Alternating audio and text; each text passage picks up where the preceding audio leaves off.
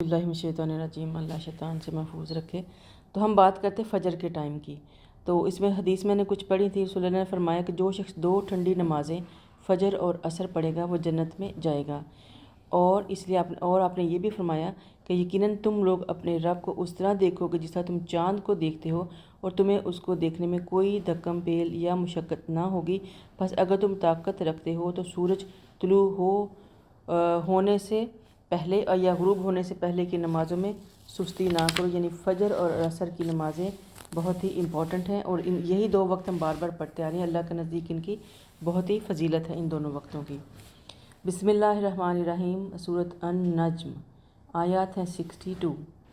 بسم اللہ الرحمن الرحیم۔ والنجم اذا ہوا ما ضل صاحبکم وما غوا وما ینطق عن الہوا ان هو الا وحی یوحی علمہ شدید القوی ذو مرہ فاستوی وہو بالافق الاعلی۔ ستارے کی قسم جب وہ ڈوبنے لگے، تمہارے صاحب نہ تو راہ بھولے ہیں اور نہ ہی وہ بھٹکے ہیں۔ اسی بات پر قسم کھائی جا رہی ہے کہ اس میں لطیف اشارہ کہ آپ صلی اللہ علیہ وسلم کی ذات کی نسبت تم کسی اندھیرے میں تو نہیں ہو، آخر تم میں سے 40 سال رہے اور ان کی زندگی تمہارے روزے روشن کی طرح عیاں ہے۔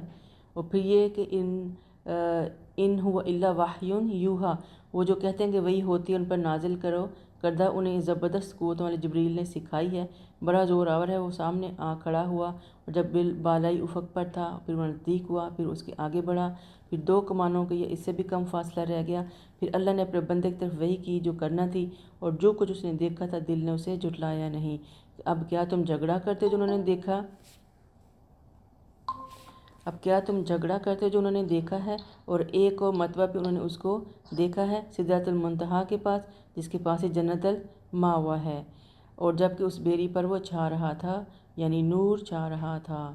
اور ما زاغ البصر وما طغیٰ، اور نہ اس کی نظر چندھیائی اور نہ وہ آگے نکل گئی، بلا شبہ اس نے اپنے رب کی بڑی بڑی نشانیوں کو دیکھا۔ یہ جو ہیں اللہ تعالیٰ نبی صلی اللہ علیہ وسلم کی جو رسالت ہے اس کے اوپر ایک طرح سے گواہی دے رہے ہیں، اور حضرت جبرائیل علیہ السلام جو لے کے آتے تھے وہی اس کے متعلق بتا رہے ہیں، اس کی کیفیت ہمیں بتا رہے ہیں کہ الا وحی یوحی، نبی صلی اللہ علیہ وسلم ہمیشہ حق کی بات کیا کرتے تھے۔ اللہ تعالیٰ کہہ رہے ہیں کہ وہ نبی اپنی طرف سے کچھ نہیں کہتا، اس نے جو کہا حق کے ساتھ کہا۔ آپ خود فرماتے ہیں کہ میں نبوت سے پہلے بھی اور بعد میں بھی میں نے ہمیشہ حق بات ہی، آپ کبھی جھوٹ نہیں بولتے تھے، غلط بات نہیں کرتے تھے آپ، بلکہ ہنسی مذاق میں بھی کبھی جو ہے نا انہوں نے غلط بیانی نہیں کی۔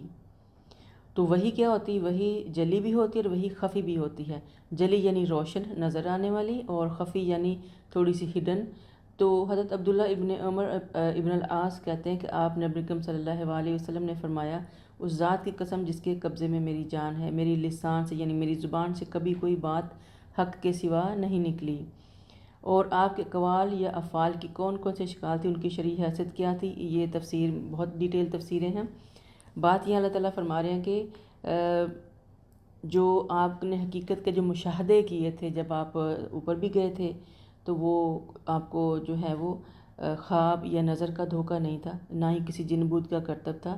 اللہ تعالیٰ نے نبی کریم صلی اللہ علیہ وسلم نے حضرت جبرائیل علیہ السلام کو ان کی اصل شکل میں دیکھا تھا، یعنی عام طور پہ وہ خفی آتی تھی ان کے پاس وہی۔ پھر ہم پہلے بھی پڑھ کے آئے ہیں کہ حضرت جبرائیل علیہ السلام کو آپ نے 2 دفعہ ان کی اصل حالت میں دیکھا ہوا ہے، ان کے 600 پر تھے، اور اس کی کیفیت ہم نے پیچھے پڑھ کے آئے ہیں۔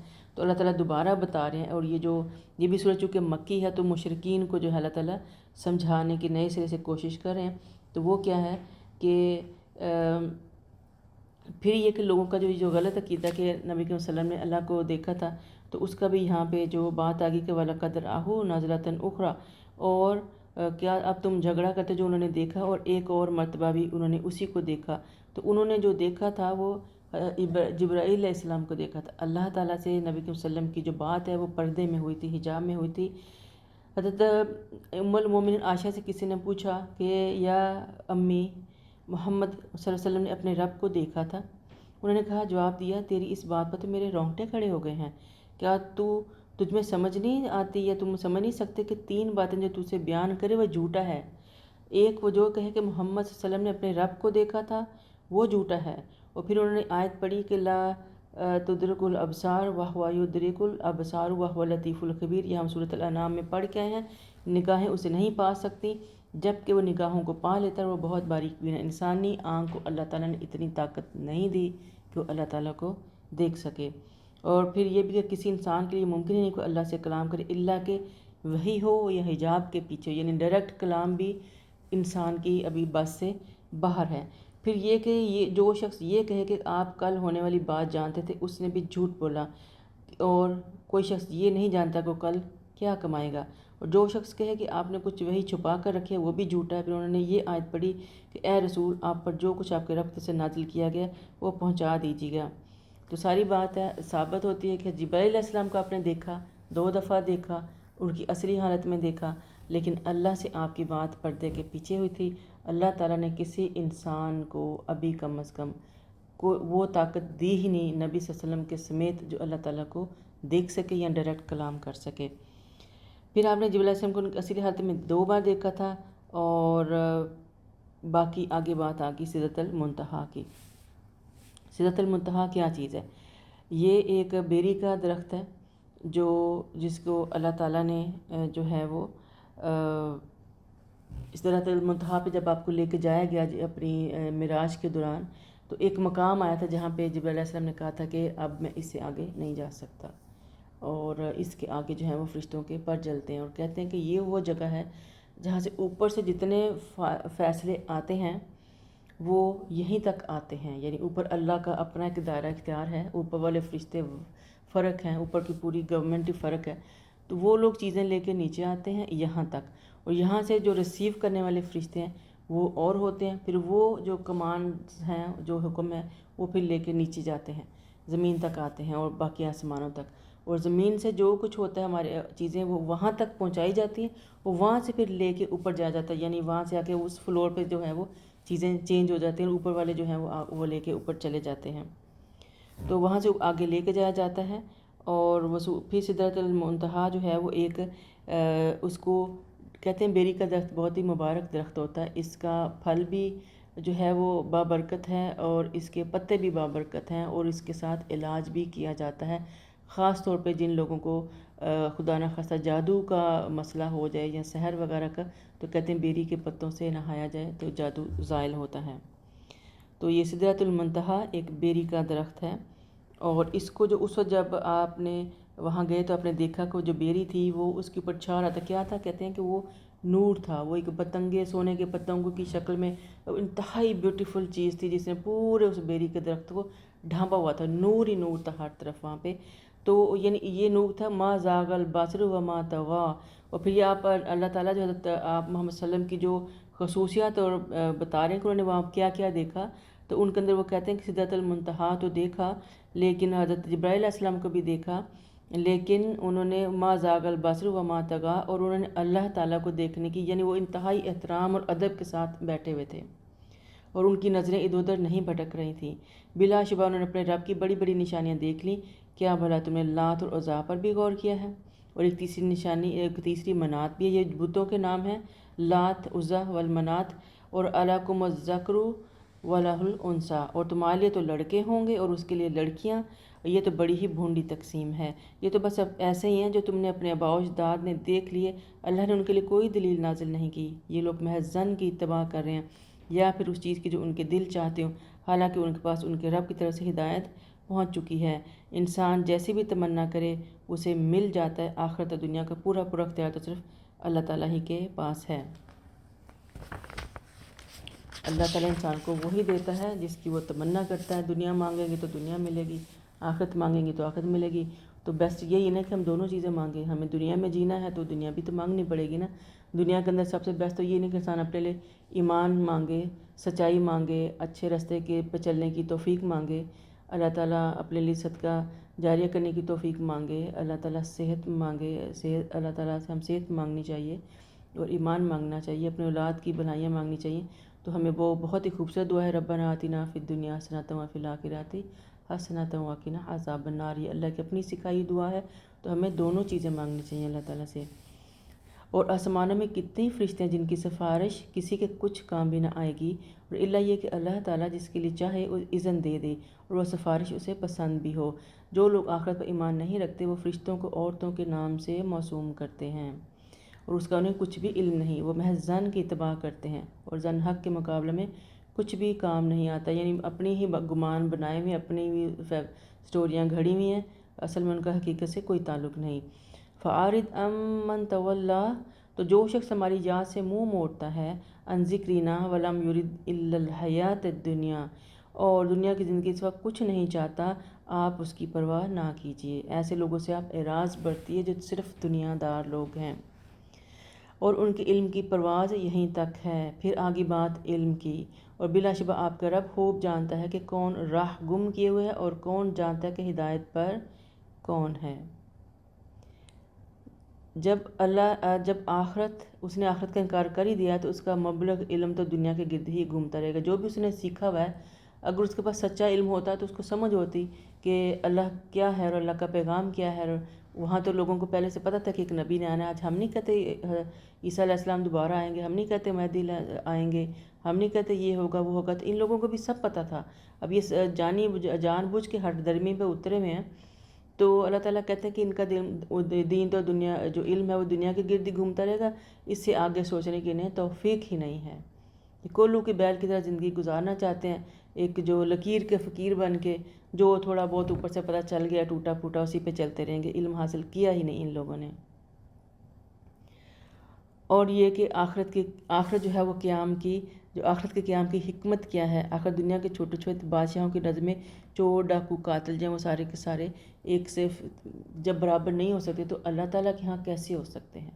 جو نیک ہیں وہ نیک ہیں، جو بد ہیں وہ بد ہیں، کسی نے زیادہ بدی کی، کسی نے زیادہ نیکی کی، تو یہ ساری بات ہے تو اللہ نے حساب بھی تو کرنا ہے نا، تو جس نے جو کیا اس کے بدلے میں اس کا خمیازہ بھی بھگتنا ہی پڑے گا۔ وَلِلَّهِ مَا فِي السَّمَاوَاتِ وَمَا فِي الْأَرْضِ لِيَجْزِيَ الَّذِينَ أَسَاءُوا بِمَا عَمِلُوا وَيَجْزِيَ الَّذِينَ أَحْسَنُوا بِالْحُسْنَىٰ، اور جو کچھ ارض و سماوات میں سب اللہ ہی کا ہے، جس کا تقاضا یہ ہے کہ وہ برائی کرنے والوں کو ان کے اعمال کا بدلہ دے، اور جن لوگوں نے اچھے عمل کیے تو انہیں اچھا بدلہ دے۔ الَّذِينَ يَجْتَنِبُونَ الْكَبَائِرَ الْإِثْمِ وَالْفَوَاحِشَ إِلَّا اللَّمَّمَ إِنَّ رَبَّكَ وَاسِعُ الْمَغْفِرَةِ وَأَعْلَمُ بِكُمْ إِذْ أَنشَأَكُم مِّنَ الْأَرْضِ وَإِذْ أَنتُمْ أَجِنَّةٌ فِي بُطُونِ أُمَّهَاتِكُمْ فَلَا تُزَكُّوا أَنفُسَكُمْ هُوَ أَعْلَمُ بِمَنِ اتَّقَىٰ، اور جو ہے اللہ زینہ وہ لوگ جو ہیں جو کبیرہ گناہ اور بے حیائی کے کاموں سے بچتے ہیں، اللہ کے چھوٹے گناہ، بلا شبہ آپ کے رب کی مغفرت بہت ہی وسیع ہے۔ وہ تمہاری اس حالت کو بھی جانتا ہے جب تمہیں زمین سے پیدا کیا، اور اس حالت کو بھی جب تم اپنی ماؤں کے بطنوں میں تھے، اور لہٰذا تم اپنے پاک ہونے کا دعویٰ نہ ہی کرو، یعنی اپنی بڑائیاں خود ہی نہ کرتے رہا کرو۔ اور کون متقی ہے، اور بھلا آپ نے اسے دیکھا جس نے روح گردانی کی، افرأیت الذی تولیٰ، جو مڑ گیا منہ پھیر کے چلا گیا اللہ کی آیتوں سے، وَأَعْطَىٰ قَلِيلًا وَأَكْدَىٰ، اور تھوڑا سا دیا پھر رک گیا۔ کیا اس کے پاس غیبی علم ہے کہ وہ دیکھ رہا ہو؟ کیا اسے خبر نہیں کہ جو موسیٰ کے صحیفوں میں ہیں، ابراہیم کے صحیفوں میں بھی، جس نے وفا کی، کوئی بوجھ اٹھانے والا دوسرے کا بوجھ نہیں اٹھائے گا، وَأَن لَيْسَ لِلْإِنسَانِ إِلَّا مَا سَعَىٰ، اور یہ کہ انسان کے لیے وہی ہے جس کی اس نے کوشش کی۔ بات ساری آ گئی کوشش کی، کوشش کرنی ہے اچھے کام کی، نیت، خالی نیت بھی آپ کو نیت کا ایک اجر تو مل جائے گا، لیکن جو کرنے کا کام ہے وہ کرنا پڑے گا تو ہی ہمارا عمل جو ہے وہ مکمل ہوئے گا۔ کہتے ہیں یہ آیات جو ہیں وہ مفسرین کے مطابق آیات ولید جو ہے وہ بن مغیرہ کے بارے میں نازل ہوئیں۔ ابو جہل سے پہلے یہی ایک قریشی سردار تھا، یہ آپ کی دعوت سے متاثر تھا اور قریب تھا کہ مشرف باسلام ہو جائے۔ اس کا ایک مشرک ساتھی اس کے پاس آیا اور اس کے کہنے لگا، جس آخرت کے تم خوفزدہ ہو اس کا ذمہ میں اپنے سر لیتا ہوں، بشرطے کہ تم مجھے مال دے دو۔ تو ولید نے طے شدہ مال کی ایک قسط ادا کر دی، جبکہ بعد میں ہاتھ روک لیا۔ تو اس طرح کے کام بھی وہاں پہ ہوتے تھے کہ اس طرح کے لوگ آ کے گارنٹیاں دیتے تھے لوگوں کو کہ ہم تمہیں بخشوا دیں گے، یا ہم آخرت سے ڈرو مت، ہم اس کا ذمہ لیتے ہیں۔ تو ایسے کیسے ہو سکتا ہے؟ اس سے بڑی کوئی جہالت ہوگی، لیکن اوبویسلی ہے، تب بھی ہوتی تھی اور آج بھی ایسی جہالتیں ہیں۔ جو پیروں میدوں پہ جا کے چڑھاوے چڑھائے جاتے ہیں تو وہ کیا ہے، اپنے آپ کو بخشوانے کے چکر میں ہی ہوتے ہیں نا۔ اور جو بہشتی دروازوں سے گزرتے ہیں کہ یہاں سے گزر جائیں گے تو ہم ہمیشہ کے لیے بخشے جائیں گے، یا شب برات کی رات ہم ساری رات عبادت کریں گے تو اللہ تعالیٰ آگے پیچھے کچھ نہیں جانتا، کچھ نہیں، سارا سال اللہ تعالیٰ سویا ہوا تھا، اسے ایک رات بندہ اگر عبادت میں کھڑا ہوگا تو اس کو ساری اس کی پورا سال کی نیکیاں لکھ دے گا اس کے کھاتے میں۔ اللہ تعالیٰ کو اتنا ہلکا لیتے ہیں ہم لوگ خود اپنے دشمن ہیں۔ تو یہ آج بھی ہوتا ہے اور تب بھی ہوتا تھا، یہ سودے بازیاں جو ہیں ہم آج بھی کرتے ہیں، بڑے ہی گھاٹے کے سودے جو ہم لوگ کر رہے ہیں۔ وَأَنَّ سَعْيَهُ سَوْفَ يُرَىٰ، اور یہ کہ اس کی کوشش جلد دیکھ لی جائے گی اور پھر اسے اس کا پورا بدلہ بھی دیا جائے گا، اور یہ کہ سب کو آپ کے رب ہی کے پاس ہی پہنچنا ہے۔ وَأَنَّهُ هُوَ أَضْحَكَ وَأَبْكَىٰ، اب ایک اللہ تعالیٰ کی ایک بہت بڑی جو بلیسنگ ہے جس کو ہم نے کبھی ریئلائز ہی نہیں کیا، کبھی سوچا ہی نہیں، کبھی کاؤنٹ ہی نہیں کیا کہ یہ بھی ایک نعمت ہے۔ اور نعمت کیا ہے کہ اللہ تعالیٰ ہمیں ہنساتا بھی ہے اور ہمیں رلاتا بھی ہے۔ ہم ہنستے بھی ہیں، یہ بہت ہی جذباتی کیفیت ہوتی ہے کسی کی انسان کی زندگی میں، جب اس کو مسرت ملتی ہے، خوشی ملتی ہے، لائٹ موڈ میں ہوتا ہے، اچھے ماحول میں ہوتا ہے تو اس کو خوشی ہوتی ہے، وہ مسکراتا ہے، وہ ہنستا ہے، اور اللہ کی یہ دین ہے۔ اور جب خدا نخواستہ کبھی ہم غم میں ہوتے ہیں تو پھر ہم روتے ہیں، اور پھر یہ قرآن کو پڑھتے ہوئے بھی ہمیں آتا ہے نا کہ جب دل پہ یہ اثر کرتا ہے قرآن تو ہم روتے ہیں، اور اس ایک قطرے کی جو آنکھ سے گزرتا نکلتا ہے نا، اللہ کے ہم بڑی ویلیو ہے اس کی، تو اللہ ہمیں رلاتا بھی ہے۔ اللہ نے ہمیں جذبات دیے ہیں، سوچنے سمجھنے کی طاقت دی ہے، ایکسپریس کرنے کی طاقت دی ہے۔ رونا اور ہنسنا ایکسپریشنز ہیں، لیکن اگر آپ غور کریں تو یہ طاقت اللہ نے ہمارے علاوہ کسی کو نہیں دی، انسان کے علاوہ کسی کو نہیں دی۔ کسی جانور کو آپ نے نہ ہنستے دیکھا ہوگا نہ روتے دیکھا ہوگا، نہ کتے کو، نہ بلی کو، نہ خرگوش کو، نہ بھینس کو، نہ گائے کو، نہ گھوڑے کو۔ یہ چیزیں کسی کو نہیں دیں، یہ اللہ نے ہمیں دی ہیں، یہ بہت بڑی نعمت ہے۔ وَأَنَّهُ هُوَ أَضْحَكَ وَأَبْكَىٰ، وہ آپ کو رلاتا بھی ہے اور ہنساتا بھی ہے۔ وَأَنَّهُ هُوَ أَمَاتَ وَأَحْيَا، اور یہ کہ وہ مارتا ہے اور زندہ کرتا ہے۔ وَأَنَّهُ خَلَقَ الزَّوْجَيْنِ الذَّكَرَ وَالْأُنثَىٰ، اور یہ کہ اس نے نر اور مادہ دونوں قسمیں پیدا کی ہیں۔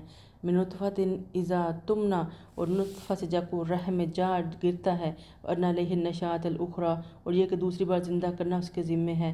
وَأَنَّهُ هُوَ أَغْنَىٰ وَأَقْنَىٰ، اور وہی دولت مند بناتا ہے اور وہی وسعت دیتا ہے، یعنی آپ کو جب اللہ تعالیٰ دولت بھی دیتا ہے پھر اس کو وسیع بھی کرتا ہے، مزید اضافے کرتا جاتا ہے اس کے اندر۔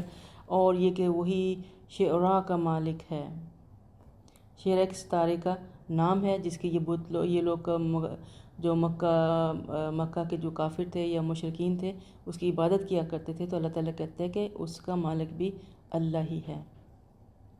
اور یہ کہ اس نے عاد اولیٰ کو ہلاک کیا، سمود کو بھی، حتیٰ کہ کوئی باقی نہ چھوڑا، اس سے پہلے قوم نوح کو بھی ہلاک کیا، اور بہت ظالم اور سرکش تھے وہ لوگ۔ اسی نے اٹھائی ہوئی بستی کو دے پٹکا، پھر اس پر چھا گئی جس نے بستی کو ڈھانپ لیا۔ بس تو اپنے رب کی کن کن نعمتوں کو جو ہے وہ کن کن نعمتوں کو تم شک کرو گے، ربی کا تتمارا، کب تک شک میں پڑے رہیں گے، کب تک آپ کو ہاں یا نہ میں اپنی زندگی کو ضائع کرتے رہیں گے۔ اللہ کی دی ہوئی جو نعمتیں ہیں ان کو پہچانو، جانو، اور اپنی اصل کی فکر کرو، اپنے آخرت کی فکر کرو۔ ھذا نذیر من النذر الاولیٰ، یہ بھی پہلے ڈرانے والوں میں سے ایک ڈرانے والا ہے۔ یہ آپ صلی اللہ علیہ وسلم کی جو نبوت ہے اس کی جو ہے اللہ تعالیٰ اشور کرا رہے ہیں، اس کی بتا رہے ہیں کہ یہ بھی میرا نبی ہے، اور اسی طرح کا ہے جیسے پہلے والے آئے ڈرانے والے۔ اور یہ کہ آنے والی جو گھڑی ہے وہ قریب آ پہنچی، آزفۃ العازفہ لیس لہا من دون اللہ کاشفہ، اور اللہ کے سوا کوئی اسے کھولنے والا نہیں۔ اور کیا تم اس بات سے تعجب کرتے ہو، وتضحکون ولا تبکون، اور ہنستے ہو مگر روتے نہیں، یعنی مذاق اڑاتے ہو لیکن اپنی آخرت کے خوف سے تمہیں رونا نہیں آتا، جہنم کے خوف سے رونا نہیں آتا، عذاب قبر سے رونا نہیں آتا، اپنی شامت اعمال سوچتا ہی نہیں کوئی بھی۔ وانتم، اور تم اٹکیلیاں، سامدون، اٹکیلیاں کرتے ہو۔ اب سامدون جو ہے وہ ایک ایسا لفظ ہے جس کا جو ہے مطلب کیا ہے کہ یعنی دنیا کی رونقوں میں گم ہو کر قرآن سے غافل ہو۔ یہاں لفظ سامدون استعمال ہوا جس کا سامدون سمود سے ہے، جس کا مطلب ہے گیت گانا، اور سمود کہتے ہیں غافل ہونے والی چیزوں کو فراموش کر دینے کو، کیونکہ گیت گانے سے جو غفلت اور فراموشی کا سبب بنتے ہیں۔ جب ہم بہت زیادہ میوزک سنتے ہیں تو پھر ہمارے جو ہیں وہ شیطان ہمارے کانوں سے رستے ہمارے اندر داخل ہوتا ہے، اور پھر ہم جو قرآن ہوتا ہے اس کے ساتھ پھر ہم غفلت بدلنا شروع کر دیتے ہیں، اور یہ چیزیں ہمیں دین سے بہت دور لے جاتی ہیں۔ اور اکثر کہتے ہیں کہ موسیقی ہم بھی سنتے ہیں، موسیقی روح کی غذا ہے، سنے تو صحیح لوگ کیا کیا کہتے ہیں۔ استغفر اللہ۔ اللہ تعالیٰ فرماتا ہے الا بذکر اللہ تطمئن القلوب، بے شک اللہ کے ذکر میں دلوں کا اطمینان پوشیدہ ہے۔ جو اللہ کا ذکر کرتے ہیں، تسبیحات کرتے ہیں، قرآن کو پڑھتے ہیں، جو اپنی اٹیچمنٹ اللہ سے رکھتے ہیں، اللہ سے توکل کرتے ہیں، اللہ سے اچھے کی امید رکھتے ہیں، اللہ سے اچھا گمان رکھتے ہیں، جو سکون ان کو ملے گا وہ کہیں کس دنیا کی کسی اور چیز سے نہیں مل سکتا۔ اور پھر یہ کہ اگر موسیقی جو ہے وقتی طور پہ آپ کو سکون دے بھی رہی ہے، آپ کو ٹرنکلائز کر بھی رہی ہے، یو فیل کہ آپ اب سکون میں ہیں، تو یہ سب ٹیمپریری ہوگا۔ لیکن اگر آپ کو سکون مل بھی گیا، ظاہر شیطان کی چال ہے، آپ کو مل بھی جائے گا، لیکن اس کے بدلے میں جو آپ کھو رہے ہیں نا، اس کی کوئی حد نہیں ہے۔ اس کے بدلے آپ نے کیا کھویا؟ اپنا پورا دین داؤ پہ لگا دیا، اپنا عقیدہ داؤ پہ لگا دیا۔ اللہ کہہ رہا ہے الا بذکر اللہ تطمئن القلوب، اور ہم کیا کہہ رہے ہیں؟ گانوں میں گھسے ہوئے ہیں، میوزک میں گھسے ہوئے ہیں، بھنگڑے ڈال رہے ہیں اور دھمالیں ڈال رہے ہیں اور سر دھن رہے ہیں، اور بلا وجہ کی چیزیں گھڑ گھڑ کے ہم جھوم جھوم کے گا رہے ہیں، قوالیاں گا رہے ہیں اور دین کے نام پہ گا رہے ہیں۔ خدا کا خوف کریں۔ تو دوسرے میوزک ہے نا، پھر دین کے نام پہ نعتیں اتنے غلو کی حد تک لے گیا ان کو، گانوں کی طرز پہ نعتیں گا رہے ہیں اور جھوم رہے ہیں ان کے اوپر۔ میوزک کے ساتھ نعتیں گائی جا رہی ہیں اور ہم جھوم رہے ہیں ان کے اوپر۔ مزاروں پہ بیٹھے شرک کے اڈوں کے اوپر بیٹھ کے قوالیاں گائی رہے ہیں، لوگ جھوم رہے ہیں، عورتیں بال کھول کے دھمالیں ڈال رہی ہیں اور ہمیں لگتا ہے کہ ہم بہت نیکی کے کام کر رہے ہیں۔ خدا کا خوف کریں۔ گھروں میں ڈیک لگے ہوئے ہیں، بلند آواز، پورے گھروں میں اسپیکر سیٹ کیے ہوئے ہیں میوزک کے لیے، پورے ساؤنڈ سسٹم لگے ہوئے ہیں۔ کیوں؟ اب دیکھیں یہاں پہ ہم کر کے رہے ہیں۔ اللہ تعالیٰ کیا کہہ رہا ہے؟ وَأَنْتُمْ سَامِدُونَ، اور تم گانے میں اور موسیقی میں اور شغل میں، اٹکیلیوں میں، انٹرٹینمنٹ میں پھنس کے رہ گئے ہو، اور یہ ساری چیزیں آپ کا دین کا نقصان کر رہی ہیں، آپ کا خشوع و خضوع لے کے جا رہی ہیں اپنے ساتھ۔ آپ کی جو بھی اٹیچمنٹ ہوتی ہے قرآن کے ساتھ آہستہ آہستہ ختم ہونے شروع ہو جاتی ہے۔ آپ کو قرآن سادہ اور پلین اور اس کے اندر آپ کو فن فیل نہیں ہوتا۔ اب زندگی جو ہے وہ ہر چیز فن ہوتی جا رہی ہے، ہم ہر چیز کو سیلیبریٹ کرنا چاہتے ہیں۔ ابھی آج میں نے پڑھا، یہ سائٹ کی بات ہے کہ کوئی خاتون کہہ رہی کہ میرے بچہ روزہ رکھ رہا ہے اور میں اس کے جو ہے وہ روزہ کشائی کی رسم کرنا چاہتی ہوں، تو بتائیں کیا کیا کیا جاتا ہے؟ سوچیں ذرا، یہ روزہ کشائی کی رسمیں کہاں سے آئی ہیں؟ ہم کیوں ہر چیز کو رسم بنانا چاہتے ہیں؟ میری سمجھ سے باہر ہے۔ آپ کے بچے نے روزہ رکھا، اللہ کا شکر کریں، صدقہ دیں، خیرات کریں، اپنے بچے کے لیے دعا کریں، اس کے لیے شیطان مردود سے پناہ مانگیں، اللہ کی پناہ میں دیں اپنے بچے کو۔ اس نے توفیق دی کہ اتنا چھوٹا بچہ کو روزہ رکھنے کے قابل ہوا، آپ کا بچہ آپ کے لیے صدقہ جاریہ بنے گا، اللہ کے آگے جا کے 2 نفل شکرانے کے ادا کر دیں۔ آپ کیوں ایک دعوت پارٹی ارینج کر کے جو ہے وہ اس کو فن فیلڈ ایکٹیویٹی بنانا چاہتے ہیں ہم لوگ ہر چیز کو؟ تو یہ ساری چیزیں جو ہوتی ہیں ان سے ہمیں اوائڈ کرنا چاہیے۔ جو اصل بات یہ ہے کہ ہمیں کیا کرنا ہے؟ فَاسْجُدُوا لِلَّهِ وَاعْبُدُوا، اللہ کے آگے سجدہ کرو اور اسی کی عبادت کرو۔ اللہ کو سجدے بہت پسند ہیں اور اپنے آگے جھکنے والے لوگ بہت پسند ہیں۔ سورۃ القمر مکیہ، آیات ہیں 55۔ بسم اللہ الرحمن الرحیم۔ اقتربت الساعۃ وانشق القمر وإن يروا آیۃ یعرضوا ویقولوا سحر مستمر وکذبوا واتبعوا اہواءہم وکل امر مستقر۔ قیامت قریب آ گئی ہے اور چاند پھٹ گیا ہے، اور یہ کوئی موجہ دیکھ لیں تو منہ موڑتے اور کہتے ہیں کہ یہ سحر ہمیشہ سے چلا آ رہا ہے۔ یہ شق القمر کا جو واقعہ ہوا تھا اس کے بارے میں آ رہا ہے کہ جب انہوں نے ڈیمانڈ کی مکہ والوں نے کہ ہمیں کوئی بڑا موجہ دکھاؤ، چاند کو 2 ٹکڑے کر کے دکھاؤ، تو جب اللہ کے فضل سے یہ موجہ ہوا ہے تو دیکھ بھی لیا ان لوگوں نے، اور بہت سے لوگوں نے دیکھا، کیونکہ چاند تو آسمان پہ 2 ٹکڑے ہوا تھا نا، تو جو جہاں جہاں چاند تو ساری دنیا سے نظر آتا ہے۔ اب یہ تو نہیں کوئی صرف مکہ کے اوپر ہی تھا، تو جو باہر کے علاقوں کے جو قافلوں کے لوگ تھے انہوں نے بھی دیکھا کہ چاند ایکچولی ایگزیکٹلی 2 حصوں میں ڈیوائیڈ ہو کے 2 پہاڑیوں کے ارد گرد چلا گیا اور پھر وہ واپس ملا، اور ایک لمبا پیریڈ تھا جس میں یہ چاند رہا۔ تو اللہ تعالیٰ کہتے ہیں اتنا بڑا معجزہ دیکھنے کے بعد بھی جو ہے وہ ان لوگوں کو یقین نہیں آتا۔ اور حدیث میں آتا ہے کہ حضرت صلی اللہ علیہ وسلم نے فرمایا ان کے زمانے میں قمر جو تھا چاند 2 ٹکڑوں میں پھٹ کے درمیان سے ڈیوائیڈ ہو گیا، اور ایک ٹکڑا پہاڑ کے اوپر رہا اور دوسرا نیچے آ گیا، یعنی بالکل انٹائر ڈفرینٹ جگہوں پہ جا کے سیٹ ہو گئے۔ اور پھر ان لوگوں نے جو اس موجود تھے فرمایا دیکھو کہ گواہ رہنا، آپ نے فرمایا کہ گواہ رہنا، یہ معجزہ ہوا ہے لیکن وہ بہت سے جو ہے منکرین معجزات کو یہ واقعہ بھی تسلیم کرنے میں بڑی ہی دقت کا سامنا ہے۔ چنانچہ وہ کہتا ہے کہ یہ واقعہ مستقبل میں پیش آنے والا ہے، حالانکہ یہ کام ہو چکا ہے اور قرآن خود اس کی دلیل ہمیں دے رہا ہے۔ اللہ تعالیٰ کہتا ہے کہ قیامت تو سر پہ کھڑی ہے اور اتنا بڑا معجزہ بھی دیکھ لیا ہے، اور پھر بھی منہ موڑتے ہیں اور کہتے ہیں کہ یہ تو سحر ہے، جادو ہے، استغفر اللہ، اور انہیں جھٹلایا، اپنی خواہشات کی اتباع کی اور ہر کام کا وقت مقرر ہے۔ یعنی ان کو بہت آسان لگتا ہے کہ ٹوٹل ڈینائی کر دیں اور اپنی مرضیاں کرتے پھریں۔ وَلَقَدْ جَاءَهُم مِّنَ الْأَنبَاءِ مَا فِيهِ مُزْدَجَرٌ، اور ان کو خبریں مل چکی ہیں جن میں کافی تنبیہ ہے۔ حکمتٌ بالغۃ فما تغنی النذر، لیکن یہ تنبیہات ان کے کسی کام نہ آئیں، لہٰذا آپ ان کی پرواہ نہ کیجیے۔ اور جس دن پکارنے والا ایک ناگوار چیز کی طرف پکارے گا تو یہ لوگ سہمی نگاہوں سے اپنی قبروں سے نکلیں گے اور جیسے بکھری ہوئی ٹڈیاں ہوں۔ وہ پکارنے والے کی طرف دوڑیں گے اور کافر کہیں گے کہ یہ دن کتنا بڑا ہی کٹھن ہے۔ ان سے پہلے قوم نوح جو ہے وہ جھٹلا چکی، اور انہوں نے ہمارے بندے کو جھٹلایا اور کہنے لگے یہ مجنون ہے، اور اسے جھڑک دیا۔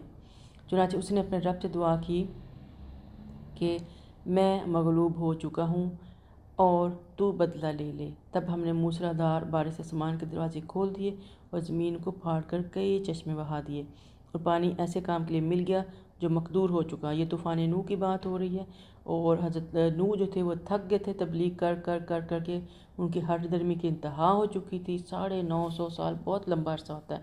تب انہوں نے کہا تھا کہ ربی انی مغلوبن، اے میرے رب میں مغلوب ہو گیا، فانتصر، اور تو میرا بدلہ لے یا میری مدد فرما۔ تو اللہ تعالیٰ نے پھر طوفان نوح بھیجا تھا، اور نوح کو ہم نے تختوں اور کیلوں والی کشتی پر سوار کر دیا جو ہماری آنکھوں کے سامنے چلتی تھی۔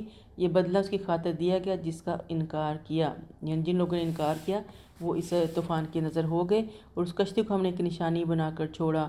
پھر کیا ہے کہ کوئی نصیحت نہیں قبول نہیں کرتا۔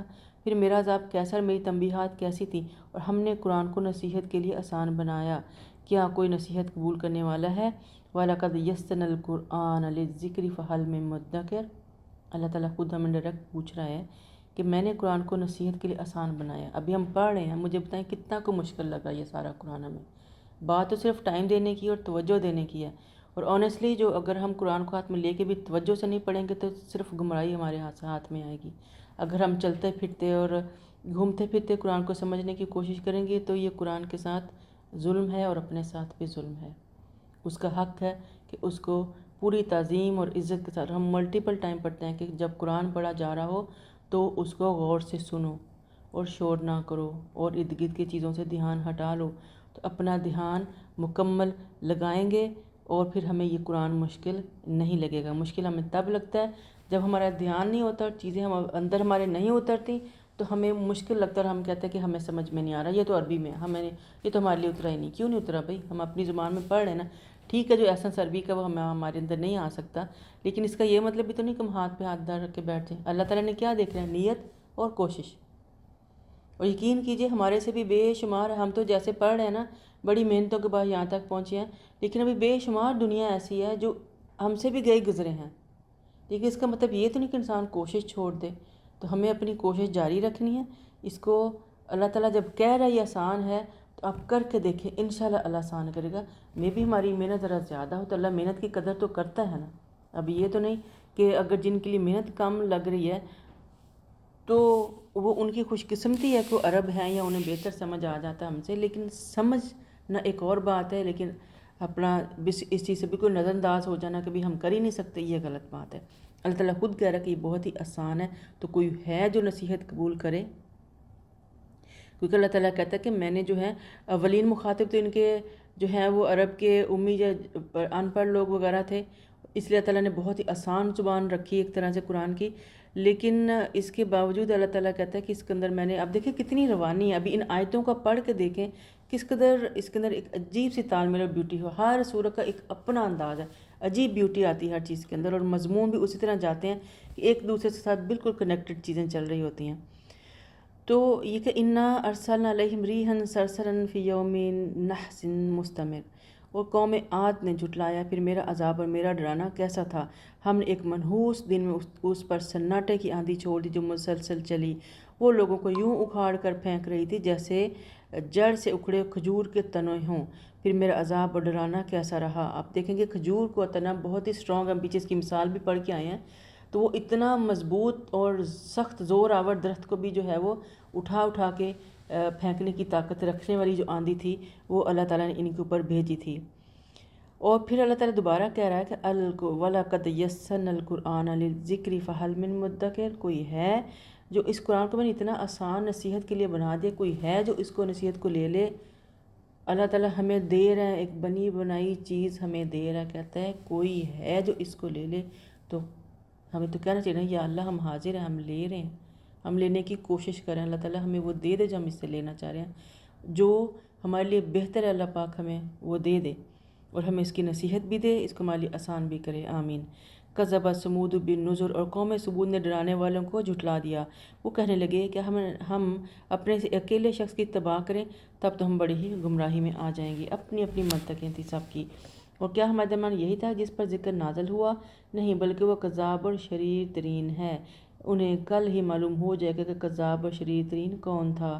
ہم اونٹنی کو ان کے لیے آزمائش بنا کر بھیج رہے ہیں، اور تم صبر کے ساتھ ان کے انجام کا انتظار کرو۔ انہیں آگاہ کر دو کہ پانی اونٹنی ان کے درمیان تقسیم ہوگا، ہر ایک اپنی باری پر آئے گا۔ اور انہوں نے اپنے ایک ساتھی کو پکارا جو اسے مارنے کے لیے درپے ہوا اور اسے کاٹ ڈالا۔ پھر دیکھو میرا عذاب اور میرا ڈرانا کیسا تھا۔ ہم نے ان پر ایک ہی دھماکہ بھیجا تو یوں ہو گیا جیسے روندی ہوئی ٹوٹی بوٹی باڑ۔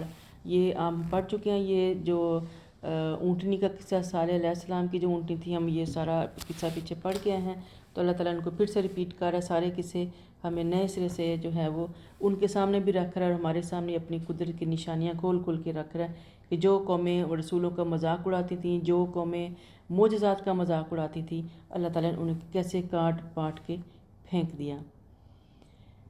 پھر یہ کہ ہم نے ان پر ایک دھماکہ بھیجا تو یوں ہو کہ جیسے روندی اور ٹوٹی ہوئی باڑ، اور ہم نے قرآن کو نصیحت کے لیے آسان بنایا، کوئی ہے جو نصیحت قبول کرے۔ قوم لوط نے بھی ڈرانے والوں کو جھٹلایا، تو پھر ہم نے ان پر پتھر برسائے، مگر لوط کے گھر والوں کو ہم نے بوقت سحری بچا لیا اور نکال دیا وہاں سے۔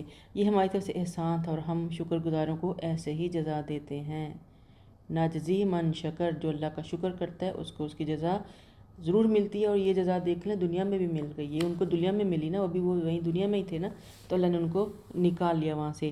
اور لوط نے ہماری گرفت سے یقیناً ڈرایا تھا، مگر اس تنبیہ کو مشکوک سمجھ کر جھٹلا رہے تھے، اور ان سے ان کے مہمانوں کا مطالبہ کیا۔ وَلَقَدْ رَاوَدُوهُ عَنْ ضَيْفِهِ فَطَمَسْنَا أَعْيُنَهُمْ فَذُوقُوا عَذَابِي وَنُذُرِ، اور ان کی آنکھوں کو بے نور بنا دیا ہم نے، ان کی آنکھوں، انہوں نے یعنی وہ جو فرشتے اللہ نے بھیجے تھے، جو مہمان بنے تھے ان کے لوط علیہ السلام کے، تو انہوں نے ان کے اوپر گندی نظریں ڈالی تھیں قوم لوط کے لوگوں نے، تو اللہ تعالیٰ کہہ رہے ہیں میں نے ان کی نظروں کو ہی بے نور بنا دیا، اور اب میرے عذاب اور تنبیہ کا مزہ تم چکھو۔ اور وَلَقَدْ يَسَّرْنَا الْقُرْآنَ لِلذِّكْرِ فَهَلْ مِن مُدَّكِرٍ، سبحان اللہ، اور ہم نے اس قرآن کو نصیحت کے لیے آسان بنا دیا، پھر ہے کوئی نصیحت ماننے والا؟ وَلَقَدْ جَاءَ آلَ فِرْعَوْنَ النُّذُرُ كَذَّبُوا بِآيَاتِنَا كُلِّهَا فَأَخَذْنَاهُمْ أَخْذَ عَزِيزٍ مُقْتَدِرٍ۔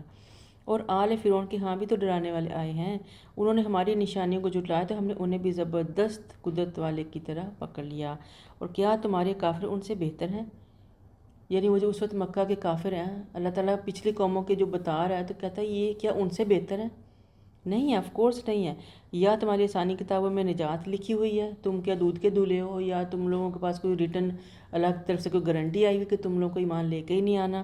اور کیا وہ سمجھتے ہیں کہ ہم انتقام لینے کی سکت والی جماعت ہے؟ یعنی وہ اپنے آپ کو اتنا پاورفل سمجھتے ہیں، پاورفل، کہ وہ اللہ سے ٹکر جائیں گے۔ اللہ تعالیٰ ان کو چیلنج کر رہا ہے کہ تم ہو کس کھیت کی مولی، کیا سمجھ رہے ہو؟ تم سے بڑے بڑے طاقتور ترین لوگ تم سے پہلے گزر چکے ہیں، میں وہ بھی تو اسی طرح عذابوں کے مستحق ہوئی، اور آج ان کا نام و نشان بھی نہیں ہے۔ اور پھر اللہ تعالیٰ فرماتا ہے کہ ان کی یہ جماعت جلدی شکست کھائے گی اور پیٹ کھا کر بھاگیں گے، پیٹ دکھا کر بھاگیں گے۔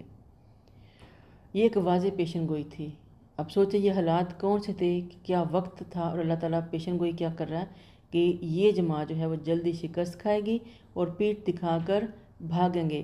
تو یہ واضح پیشن گوئی تھی اللہ تعالیٰ کی طرف سے، اور اس وقت کی گئی جب مسلمانوں کے حالات بہت ہی دگرگوں اور بہت ہی کمزور اور بہت ہی مشکل حالات تھے، تو ایسا لگ نہیں رہا تھا کہ اس طرح کی کوئی پیشن گوئی کر بھی سکتا ہے. کہاں پیشن گوئی کر دی, قرآن میں آ گئی, اور پوری ہونا تو اور بھی جو ہے ناممکن لگ رہا تھا. یہ وہ ٹائم تھا جب شعب ابی طالب میں مسلمانوں کو 3 سال کے لیے معاشرتی جو ہے بائیکاٹ کیا گیا ان کو, اور وہاں ان کو جو ہے وہ ایک طرح کا ہاؤس اریسٹ میں چلے گئے, اور ان کو باہر نکلنے کی اجازت نہیں تھی, کاروبار کرنے کی اجازت نہیں تھی, رشتہ داریاں کرنے کی اجازت نہیں تھی. ان کی ہر چیز جو تھی وہ سینکشن سوچیں لگ گئیں, ہر طرح کی سوشل بائیکاٹ بھی ہو گیا, اور ان کا جو فائنینشیل بائیکاٹ تھا وہ بھی ہو گیا, اور ان کو پوری طرح جو ہے وہ آئسولیٹ کر دیا گیا تھا. تو یہ وہ وقت تھا جب قریش کے ظلم و ستم سے مجبور ہو کر تقریباً جو ہے 83 لوگ جو ہیں وہ حبشہ کی طرف بھی ہجرت کر کے چلے گئے. تو حضرت عبداللہ ابن عباس کہتے ہیں کہ آپ فرماتے ہیں کہ بدر کے دن آپ صلی اللہ علیہ وسلم ایک خیمہ میں مقیم تھے. آپ صلی اللہ علیہ وسلم نے یوں دعا فرمائی, یا اللہ میں تجھے تیرے عہد اور وعدہ کی قسم دیتا ہوں, یا اللہ اگر تو چاہے تو ان تھوڑے سے مسلمانوں کو ہلاک کر دے, تو پھر آج کے بعد, ورنہ آج کے بعد کوئی تیری عبادت کرنے والا نہیں رہے گا. پھر ابو بکر نے آپ کا ہاتھ تھام لیا اور کہا, یا رسول اللہ آپ بس کیجئے. آپ صلی اللہ علیہ وسلم نے رب سے دعا کرنے کی حد کر دی. آپ اس دن زرہ پہنے ہوئے تھے, اور آپ صلی اللہ علیہ وسلم زرہ پہنے باہر نکل تو یہ آیت پڑھ رہے تھے جو اوپر گزری ہے, سَيُحْزَمُ الْجَمْعُ وَيُوَلُّونَ الدُّبُرَ, اور ان کی یہ جماعت جلدی شکست کھا جائے گی اور پیٹھ دکھا کر بھاگیں گے. آپ نے صلی اللہ علیہ وسلم کو یہ پورا یقین تھا, اور ہمیں اس پیچھے سورۃ روم میں بھی پڑھ کے آئے تو اللہ تعالیٰ نے خوشخبریاں دی تھیں کہ آپ بھی جیتیں گے اور رومن بھی جیتیں گے. تو جو بدر کی جو جنگ تھی وہ اللہ تعالیٰ کی طرف سے ایک فتح کی نوید تھی, اور وہ اللہ تعالیٰ کی پیشن گوئی جو ہے پوری ہوئی ہے.